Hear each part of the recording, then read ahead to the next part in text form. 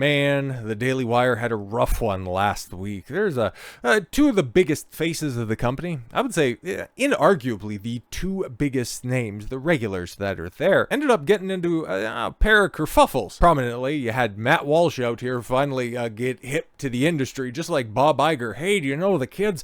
I like them video games. And with all the Sweet Baby Inc. stuff, all of the overt political messaging that I've been talking about for a while, a lot longer privately, but much more overtly recently, especially with Sweet Baby Inc. blowing up and it becoming a much more important conversation that a lot more people are starting to have, you would always anticipate the grifters to hop on the bandwagon. Now, I don't use that term lightly. A lot of people like to throw it around. Oh, you just want to get clicks. You just want to do whatever's popular. Like, there's a lot of topics that I don't discuss that do get massive attention. I know that there's something going on in VTubing and all that stuff, but the likes of Legal Mindset are absolutely knocking it out of the park by covering that stuff. And, well, if I was just simply doing stuff for clicks, I'm not alleging that anybody's saying, oh, you're just a grifter. I'm just setting the stage on this one. Me professing my adoration for VTubers or for quibblings of female rappers in the music industry, if I was to go ahead and cover that stuff, that would be grifting. That would be exclusively doing it for the end goal of making money and getting attention that way. I talk about video games because it was a passion of mine, quite a burning passion that has been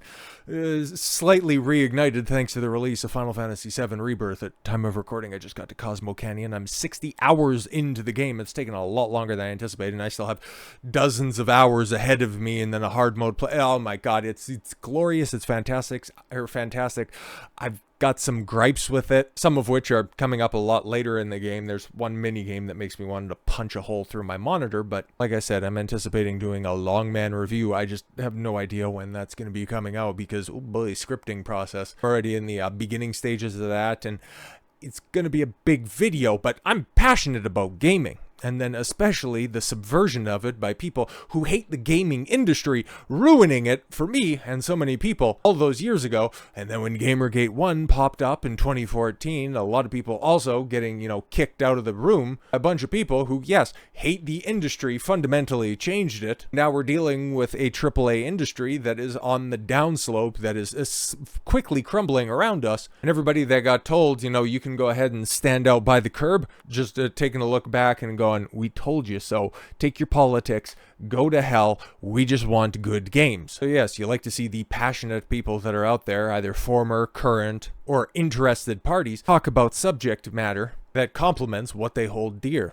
that complements their hobbies and interests. So when you have the likes of Matt Walsh, who very famously in 2018 had this to say about gaming, video games are a sacred cow in this country, and I'm tired of it. Our country is filled with adults who are obsessed with them, so we must all pretend insanely that there's nothing wrong with or disturbing about a child spending all day killing people in a virtual world. Of course, it's harmful to the child. It's harmful to anyone, adults included. Will it automatically make a kid into a mass shooter? No, and nobody in the world has ever made that claim. A lot of people have, including some political people that he would hold up as true, honest, good faith actors. But okay, but it is harming him, and we need to face that fact. That's a stupid line of argumentation that gamers have had to deal with for a very long time, but it never holds water. Do violent books lead to dangerous individuals? Well, there's some religious texts that ended up getting adhered to a little bit too strictly and closely, and we're seeing those bear out around the world. But no, you don't want to point to that stuff. I would argue once again, it's kind of like the whole gun control debate. Is it the weapon or is it the individual who at the end of the day is the violent person? But no. Matt Walsh, being the enlightened individual that he is, thinking that it's far more important to be asking and just staring at the sky, yelling at clouds, what is a woman? I think that's a far more pressing political canter than figuring out why he can't connect with the youth of today because he despises everything that he does. He has those takes about video games. He also has some spicy opinions about anime. So he ended up crossing two very passionate online fandoms. He broke rule number 1 of the internet, don't cross anime. And then number 2, go against gamers, because as much as anime fans are terminally online and they're going to harass you every waking moment of the day online, gamers, on the other hand, they'll find out where you live. They are a goddamn special breed. So for him to just give this tourist approach and then to try to characterize this as, well, Jeremy from Geeks and Gamers points out, that he just happened to stumble across this issue. Okay, like Jeremy's being hyperbolic here by saying Matt Walsh is the first person to highlight wokeness in the video game industry, according to Matt Walsh. He doesn't necessarily say that, but it's a catchy way to phrase what he's saying. Is that the video game industry, without a lot of fanfare, has transformed into a tool of both propaganda and surveillance. Without much fanfare, the video game industry has been subverted. Without much... See, this is somebody who is only talking about a topic because it's trending. I know it. You know it. The gaming industry has been undergoing and has underwent a seismic political change. But Matt doesn't understand that. But he has a big megaphone, and it's really important that the likes of the Daily Wire, who deride gamers on a semi-regular basis, so it's really important that his ilk understand this. It would also be very important that his ilk also have the facts of this. It's an effective way to indoctrinate children precisely because it hasn't received much attention, and also because children spend, many of them, hundreds of hours a year, and that might be an undercount, a severe undercount, with this kind of content. Yeah, no, that's true. And then you also think that they're wasting their lives on that, when in actuality, gaming is something that brings kids together. I can't tell you how many great childhood memories I have made, thanks to gaming being the unifying factor on that one. How many hours, how many dozens, maybe even hundreds of hours have been spent at Halo LAN parties, just mindlessly killing people online. Like, come on, man. You don't know because you don't want to know. That's the point. That's why people are calling him out as grifter, because he thinks that he just stumbled upon this unpolished gem out in the wild. So it should get a lot of our attention. And now finally that attention is here. And it's yet another reason to keep these games as far away from your children as possible. Oh, there you go. Just allow them to go play old stickball out in the front yard, okay? Chase around a hula hoop until they get to, the proper age where they can wear, a long sleeve button-up flannel shirt all the way to the top. They can wear the stupid horn-rimmed glasses. They can talk with, just an affected gravelly voice. And they can get married. They can wife up these hoes, bet half of their shit against the federal government that she won't leave him in a moment of regulated passion and fling down to Mexico and bang the hot guy in the foam cannon party in Cancun. Yeah, no, that's some great advice right there, Matt, okay? So that dropped last Thursday, and, well, Matt ended up getting appropriately roasted, and, well, how did he respond to this stuff? I have to say I've been the target of some extremely unreasonable backlashes in the past, but this is probably the most ridiculous one yet. This time, people are mad that I talked about an issue in the news. Just glossing over that. The Daily Wire, man, every single time. I was just talking about an issue in the news. That's true. Yeah, you were. You got it wrong. You got it wrong multiple times over. Apparently, I have no right to discuss it because I'm not in the club. No, it's because we know your true feelings, your opinions. You've put them all over the internet when it comes to entertainment, political, or rather pop culture entertainment. We know you're standing on this. We know what you think the kids, the adults should be doing, but what are they doing? Something that runs totally contrary to your worldview, your losing worldview. That's the Daily Wire in a nutshell, man. Why do you think they can't connect with the youth? Why are they just simply Fox News with a better internet connection? Because it's just old neocons, old tradcucks pushing these 20th century talking points and wondering why isn't it working in the 21st century, from relationships and marriage now to pop culture in movies and in video games, not understanding that, I know a thing or two about political subversion in Hollywood, not understanding that video games in general, it's a gigantic industry that is multifaceted. There's AAA gaming, which in general, especially in the West, see how many qualifiers I need to put right there? Because it is siloed into so many different groups. You have AAA gaming, but you have AAA gaming over in Asia that is still based as hell. Then you have AAA gaming in the West where you have these fugly creatures that just show up on box art, and then it's being pushed by a bunch of freaks that have more pronouns than they have tattoos. And then you also have the indie space, the AA space. Video games and Hollywood are completely different. So if you're just going to try to take your talking points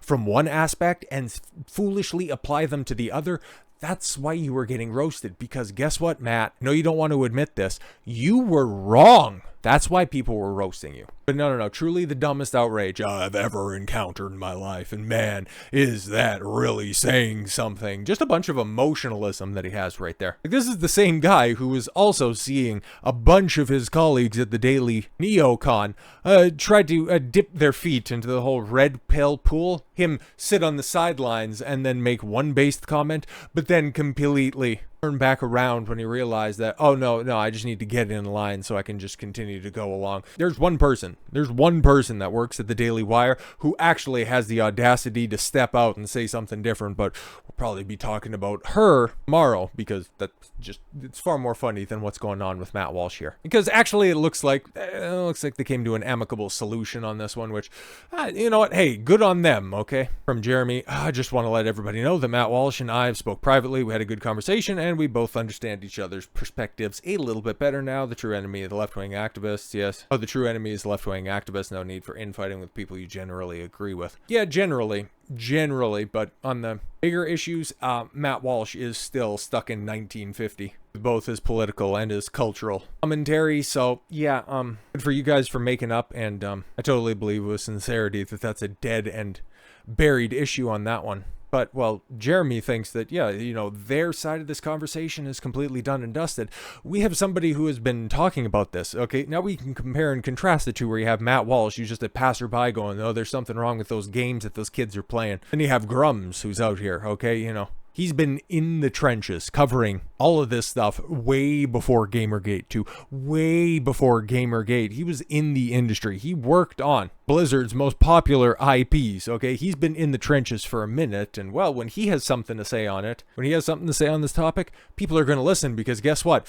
He's an authority. Guess what? He has skin in the game. He isn't somebody who's just doing it because the producers came up with a news topic because this is just in the news. This is so much bigger than those Daily Wire washouts want to admit. But the Daily Wire is not sincere. Oh no, color me shocked. They act like they care about games, but they don't. I guess people are right about Matt Walsh, but I'd like to hear from Matt myself. Do all reporters suck? Like Greg_Ree? Okay, a Daily Wire lawyer. Oh, I thought all of them were. But he has what, DMs that are right here? Okay, so, hey, Matt covered GamerGate 2 in a clip on a recent interview on your show today. Oh, right, yeah, because he used a Grums, Matt's producers, I guess, sourced a Grums clip. I think it was from the live stream that he did with the quartering. I'm pretty sure that's what it was. Elon just posted the monologue. I wanted you to know that because we're very interested in this story. Very interested. Wink, wink, nudge, nudge. Sure. Please keep us in mind if you have anything to add or any other ideas. Thanks a lot for your work. Thanks also for your work at on StarCraft. My lock sound on my Tesla is a siege tank sound. So it obviously struck a chord with me. Okay, cool. So this guy might be a fan. Sounds like it. Okay, awesome. I have some ideas, okay? I want to wage a piss fight instead. So stupid. Oh, I see you want to wage a piss fight instead. Oh, okay, probably because Grums was taking Matt Walsh to task at the time. Okay. Matt said what he said about games. I'm asking him to be open-minded. Now you're swearing at me. Yeah, exactly. It's like, okay, why get so hostile all of a sudden? But all right. You wrote a snide comment, really stupid comment too. You didn't ask him to be open-minded. What a joke. And then they end up getting, back and forth. Yeah, sure. I did read my next text or my next tweet, sorry, and then they just end up spurring out back and forth. But I'll take Grums' side on this one because I don't think Matt Walsh is a good or a fair faith actor. Again, read below. Sure seems like he's just a tourist in this space, but then again, this was 6 years ago at this point, holy. And he made the statement. Matt could have, picked up a controller by then, but I kind of doubt it. But I'll just go back to what Grums is talking about because guess what? He has the insight on this. He actually cares about the health of the industry. This isn't just a point to be hit on a daily show. The Extremism and Gaming website has scrubbed their page of all their founding members and contributors. This is likely in response to gamers having discovered the common thread of people between these various funding efforts to study this problem. They are coming for gaming. And what is Cabrutus, the founder of the Sweet Baby Inc. detected Steam page and Discord? Something's brewing. They're scrubbing numerous pages correlated to the government involvement. Yeah, I just talked about the DHS and then also the Canadian federal government helping out Sweet Baby Inc. and its subsidiaries as well. If possible, please share the post. Yeah, and they try to remove it even before the proof is in their actions. Let everybody see what they're talking about or what they're on about. But yeah, he's got an archive post that's right there. And the extremism in gaming organization, federalgovernment.org. Very interesting what you end up having right there. But what are they planning? What are they plotting? Well, I want you to take a look at what another very political organization is doing right here. It's just as nefarious as the TikTok ban, because guess what? It has nothing to do with banning TikTok. It has nothing to do about keeping your information safe online. We want those Chi-Coms out of here. All about controlling the message. As digital social spaces, online games should be regulated to address hate and extremism. Of course, it's vital for Congress to examine extremist or radicalization in these spaces. And we are grateful for, Congresswoman Lori Tran, a Democrat from Massachusetts. She also has pronouns in her bio. An important piece to read. She's leading this effort. Oh, and it's from the ADL. Oh, and who is also behind, the push for the bill, ban TikTok? Oh, cool. But hey guys, don't worry about it. Nobody's coming for your games, and it's all right. I guess we should have just raised a little bit more awareness, because the Matt Walsh types, the old TradCon types, all of this stuff happened without a lot of fanfare. Goddamn believable. And before we take off, like I said, it wasn't a great week for the Daily Wire. Yeah, I mean, one of the ADL's bestest boys out here trying to take a dunk on one of the most based individuals who really decided to pick up this gigantic megaphone he found at his feet. Last year, we have Jake Shields absolutely dive bombing the face of Daily Wire. Him getting quote tweeted by Ben Shapiro. Ben Shapiro stands against free speech when it helps Israel. Yeah, again, just pushing the whole ban TikTok because it makes our greatest ally look bad. I don't think you could somehow magic opposition to a Chinese-owned psyop into an anti-Semitic conspiracy theories. But I underestimated you, truly. You have a dizzying intellect. And then, as you can see by the numbers that are right there, things didn't end up going all that well for Ben Shapiro. And then Jake Shields, your false claims of anti-Semitism no longer work, Ben, and the world sees through your lies. Just a little bit of a ratio that's right there. But yeah, man, I implore you, if you don't know a lot about the TikTok ban, I did a video on it, but there's so much more information that's out there as well. What was a gigantic lobby? What was the gigantic lobby behind that bipartisan effort? Yeah, it makes a lot more sense once you do a little bit more digging. So with all that said, thank you all very much for the gift of your time. I've been Don Consuelo. I want you to follow your gut and get after it. Take care, everyone.